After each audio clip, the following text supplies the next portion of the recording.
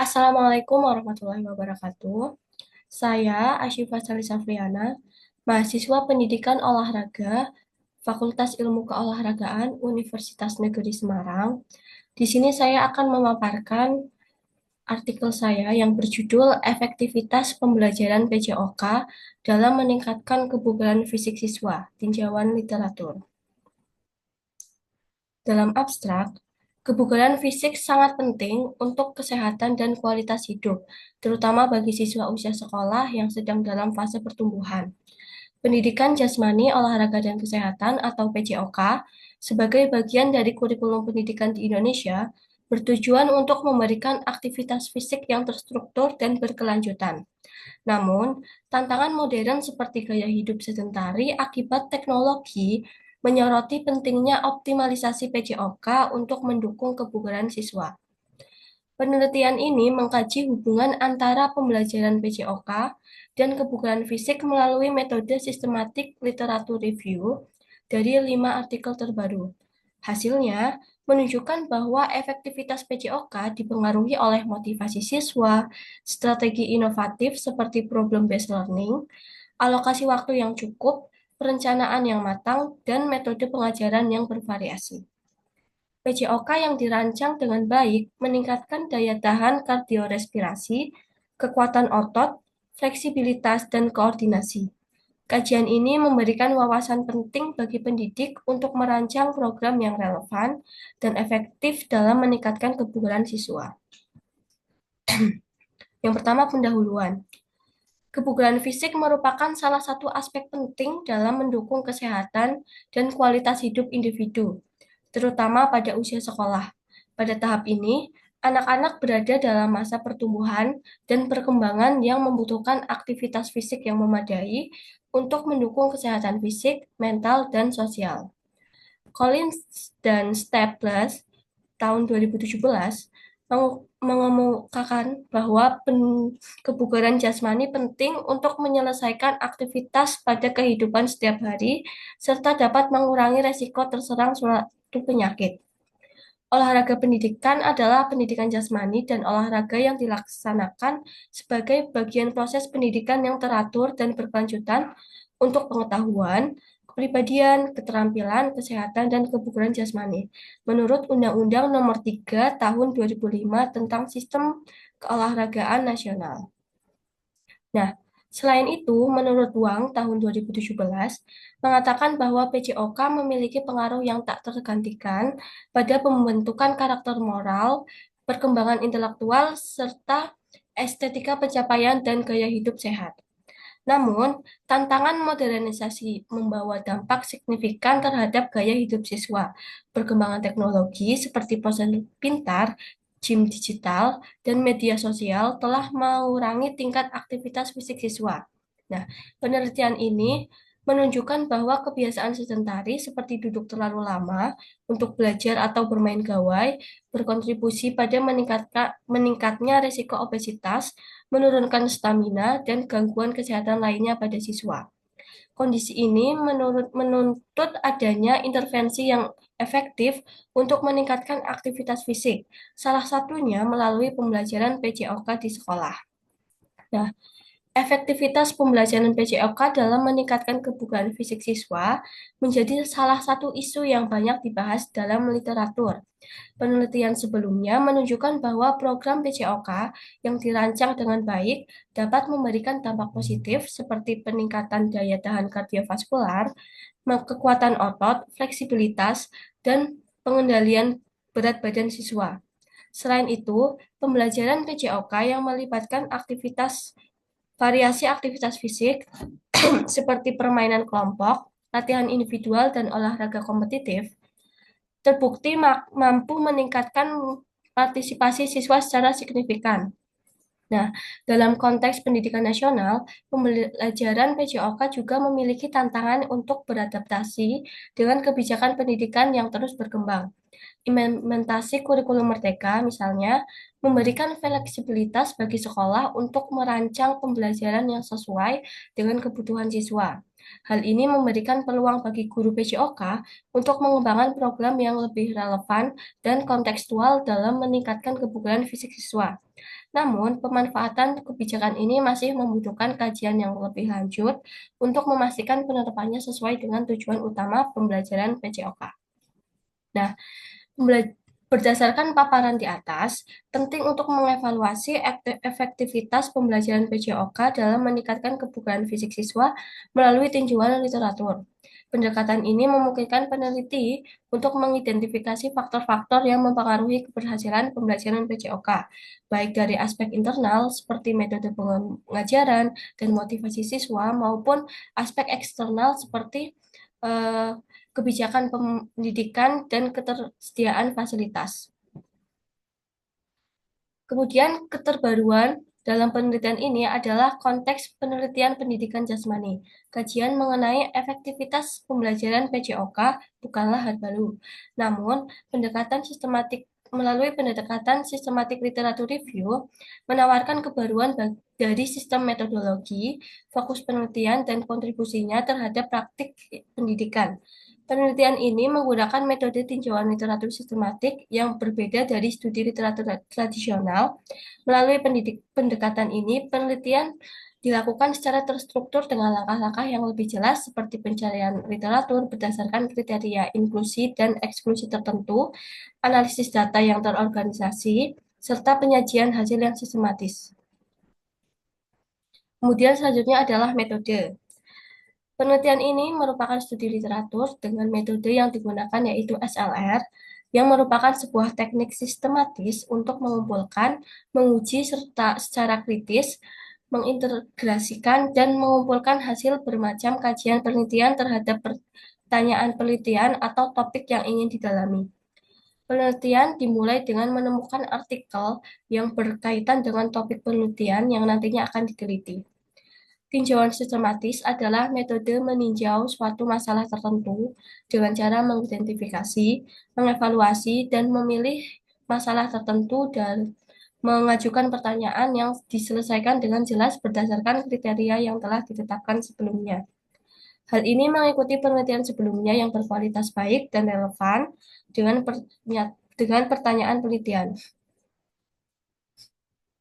Penelitian ini menggunakan metode SLR, sebuah metode yang sistematis, eksplisit, dan reproducible untuk melakukan identifikasi, evaluasi, dan sintesis terhadap karya-karya hasil penelitian dan hasil pemikiran yang sudah dilakukan oleh para peneliti dan praktisi yang bertujuan untuk mengenali, meninjau, dan mengevaluasi semua penelitian yang ditetapkan peneliti yang ini terdiri. Nah, penelitian ini terdiri dari beberapa tahapan. Yang pertama, pertanyaan yang menjadi fokus utama pemilihan literatur adalah berfokus pada pembahasan hubungan antara pembelajaran PJOK dan kebugaran fisik siswa, serta faktor apa saja dalam proses pembelajaran PJOK yang ikut membantu meningkatkan kebugaran fisik siswa. Kemudian yang kedua, populasi data dalam penelitian ini adalah artikel ilmiah yang berfokus pada pembelajaran PJOK dalam meningkatkan kebugaran fisik siswa. Pencarian studi literatur dimulai dengan menggunakan data yang terdapat pada Google Scholar. Nah, kata kunci yang digunakan adalah efektivitas atau hubungan antara pembelajaran PJOK dan kebugaran fisik siswa dengan membatasi artikel dari tahun 2014 sampai 2024. Kemudian langkah yang ketiga, setelah mendapatkan berbagai artikel ilmiah, peneliti mendapatkan 3.480 artikel yang berhubungan dengan tema pembelajaran PJOK dan kebugaran fisik pada pencarian database Google Scholar. Lalu memilih 20 artikel yang berkaitan dengan topik yang diteliti dari beberapa artikel, kemudian mempelajari artikel tersebut secara mendetail dan yang sesuai dengan materi pembelajaran PJOK dan kebugaran fisik. Pada 20 artikel diinklusi dan diteliti secara mendetail menjadi 5 artikel yang sesuai dengan pembahasan dan selaras dengan tema yang diteliti, yang akan disajikan pada bagian pembahasan dan kesimpulan nanti. Nah, berikut saya tampilkan langkah systematic review. Kemudian hasil. Berdasarkan hasil penelusuran literatur, didapatkan artikel awal sebanyak 3.480. Nah, selanjutnya dilakukan seleksi literatur, didapatkan hasil akhirnya yaitu 5 artikel yang dapat dikaji sebagai tema pembahasan, yaitu hubungan antara pembelajaran PJOK dan kebugaran fisik siswa, serta faktor apa saja dalam proses pembelajaran PJOK yang ikut membantu meningkatkan kebugaran fisik siswa. Nah, berikut saya tampilkan tabel dari literatur yang dikaji. Berikut ada 5 literatur yang dikaji. Nah, kelima artikel yang dipilih mencakup berbagai pendekatan dan hasil penelitian yang memberikan pemahaman komprehensif terhadap hubungan antara pembelajaran PJOK dan kebugaran fisik siswa. Untuk penjelasan lebih rincinya, yang pertama ada artikel dengan judul Hubungan Motivasi Siswa dengan Efektivitas Pembelajaran PJOK. Tulisan dari Sidik tahun 2024. Artikel ini mengkaji hubungan antara motivasi siswa dan efektivitas pembelajaran PJOK. Penelitian menemukan bahwa motivasi siswa merupakan elemen kunci yang mendukung keberhasilan pembelajaran PJOK. Siswa dengan motivasi yang tinggi cenderung lebih aktif dalam mengikuti aktivitas fisik, memiliki keterlibatan emosional yang lebih besar, dan menunjukkan hasil kebugaran fisik yang lebih baik dibandingkan siswa dengan motivasi rendah. Faktor-faktor seperti dukungan guru, suasana belajar yang menyenangkan, serta penguatan positif terbukti mampu meningkatkan motivasi siswa. Kemudian artikel yang kedua dengan judul Efektivitas Pembelajaran PJOK terhadap Kebugaran Fisik yang ditulis oleh Hamid dan Hendrawan tahun 2023. Nah, artikel ini mengeksplorasi hubungan antara efektivitas pembelajaran PJOK dengan kebugaran jasmani siswa pada rentang usia 10-12 tahun. Penelitian menunjukkan bahwa metode pembelajaran yang melibatkan aktivitas fisik berintensitas sedang hingga tinggi secara rutin memiliki dampak langsung pada peningkatan kekuatan otot, daya tahan, dan fleksibilitas siswa. Strategi pengajaran yang melibatkan variasi kegiatan seperti permainan olahraga, latihan kebugaran, dan simulasi kompetisi memberikan pengalaman belajar yang menyenangkan sekaligus mendukung kebugaran fisik. Kemudian artikel yang ketiga dengan judul menggunakan model Problem Based Learning atau PBL dalam pembelajaran PJOK, karya dari Majid tahun 2023. Nah, penelitian ini menyoroti penggunaan pendekatan PBL dalam pembelajaran PJOK. Hasilnya menunjukkan bahwa model PBL tidak hanya meningkatkan keterampilan berpikir kritis siswa, tetapi juga secara langsung mendorong siswa untuk aktif bergerak dalam memecahkan permasalahan yang relevan dengan kehidupan sehari-hari. Kemudian artikel yang keempat dengan judul Durasi Pembelajaran PJOK dan Tingkat Kebugaran Siswa karya dari Arifin tahun 2020. Artikel ini membahas pengaruh alokasi waktu pembelajaran PJOK terhadap tingkat kebugaran fisik siswa. Nah, temuan penelitian menunjukkan bahwa durasi yang lebih lama dalam pelaksanaan PJOK berhubungan erat dengan peningkatan kebugaran siswa, terutama dalam komponen kebugaran kardiorespirasi, dan kekuatan otot. Durasi yang cukup memungkinkan siswa mendapatkan paparan aktivitas fisik yang optimal, seperti lari jarak pendek, lompat tali, atau senam. Kemudian artikel yang terakhir dengan judul Perencanaan dan Pelaksanaan Pembelajaran PJOK, karya dari Pambudi tahun 2019. Penelitian ini menggarisbawahi pentingnya perencanaan dan implementasi yang terstruktur dalam pembelajaran PJOK, kurikulum yang disusun dengan baik, dilengkapi dengan tujuan pembelajaran yang jelas, dan metode pengajaran yang variatif, mampu meningkatkan kualitas pembelajaran PJOK. Nah, perencanaan yang matang memastikan keterlibatan siswa secara maksimal dalam aktivitas fisik yang dirancang untuk mendukung kebugaran mereka. Kemudian pembahasan. Hasil kajian menunjukkan bahwa pembelajaran PJOK memiliki pengaruh signifikan terhadap kebugaran fisik siswa. Beberapa faktor utama yang mendukung efektivitas pembelajaran PJOK dalam meningkatkan kebugaran fisik meliputi yang pertama adalah motivasi siswa. Motivasi siswa memegang peran utama dalam keberhasilan pembelajaran PJOK. Siswa yang memiliki motivasi tinggi cenderung memiliki antusias dalam mengikuti pembelajaran dan berpartisipasi aktif dalam kegiatan fisik. Motivasi ini dapat dipengaruhi oleh dukungan guru, lingkungan belajar yang kondusif, serta adanya penghargaan atau pencapaian siswa. Kemudian yang kedua, strategi pembelajaran.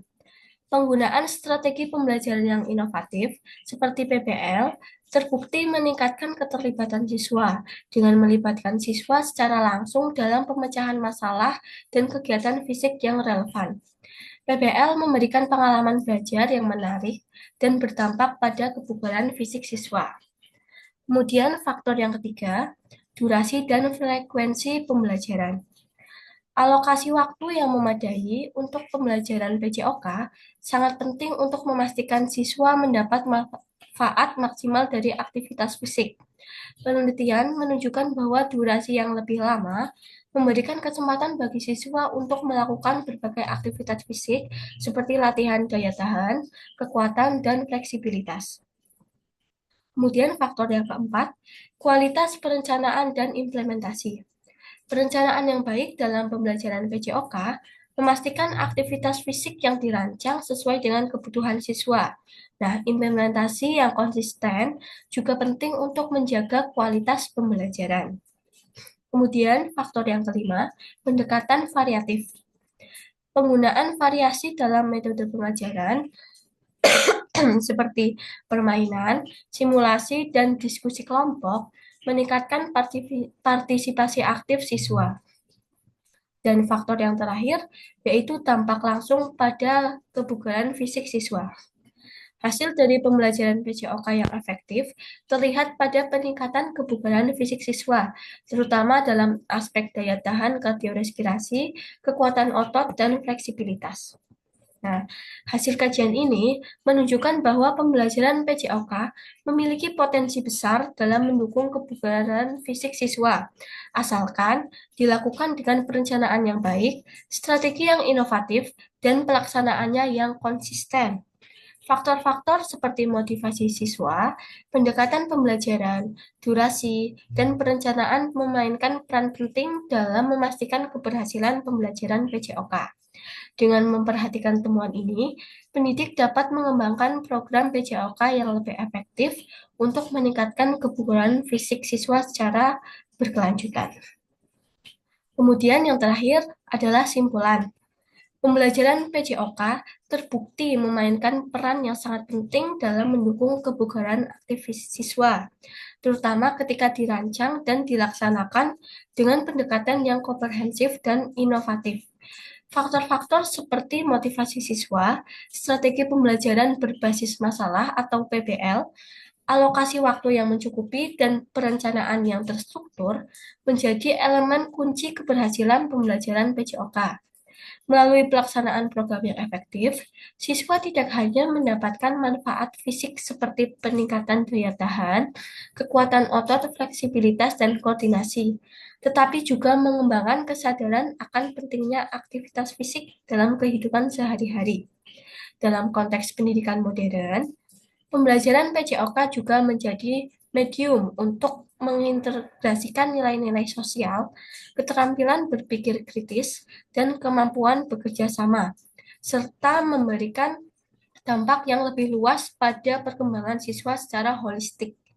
Oleh karena itu, pendidikan memiliki peluang besar untuk memanfaatkan potensi PJOK sebagai sarana pembelajaran yang menyeluruh, sekaligus mendukung upaya pemerintah dalam menciptakan generasi yang sehat, aktif, dan produktif.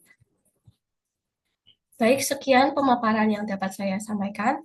Mohon maaf apabila ada kesalahan. Saya akhiri.